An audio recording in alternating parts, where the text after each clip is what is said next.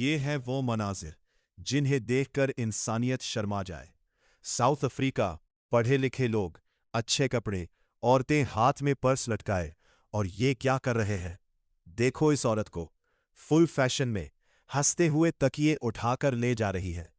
घर से तैयार होकर निकली थी लूट मार करने। ये कोई भूखे नंगे लोग नहीं, ये वेल ड्रेस्ड लोग हैं। दुकानों के शीशे तोड़कर, शटर गिराकर, सामान उठाकर भाग रहे हैं। और निशाना कौन? ज्यादातर फॉरेनर्स की दुकानें, नाइजीरियन, पाकिस्तानी, सोमाली, जिम्बाब्वे के लोग, जिन्होंने सालों की मेहनत से कारोबार बनाया था। एक दिन में सब तबाह।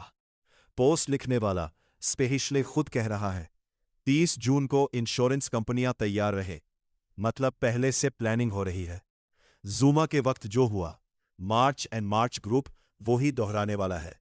और सबसे अफसोस की बात, ये लोग कहते हैं हम तहजीब याफ्ता है, मगर तहजीब कपड़ों से नहीं, किरदार से आती है। घरों में चोरियां, दुकानों में लूट मार, सड़कों पर कत्ल, और फिर शिकायत के फॉरेनर्स ने हमारे रोजगार छीन लिए। हकीकत यह है, जब तुम खुद दुकानें जला दोगे तो रोजगार कहां से आएगा? जब तुम खुद इन्वेस्टर को भगा दोगे तो मईशत कैसे चलेगी? ये जो आज फॉरेनर्स की दुकानें तोड़ रहे हैं, कल साउथ अफ्रीकन की दुकानें भी नहीं बचेंगी। पोस्ट में साफ लिखा है, even stores owned by SA citizens they'll be affected.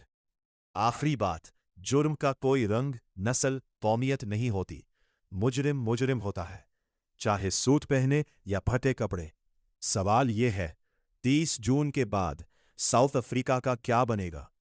जो कौम अपनी ही मईशत को आग लगा दे, वो तरक्की कैसे करेगी? आप क्या कहते हैं? कमेंट में लिखें।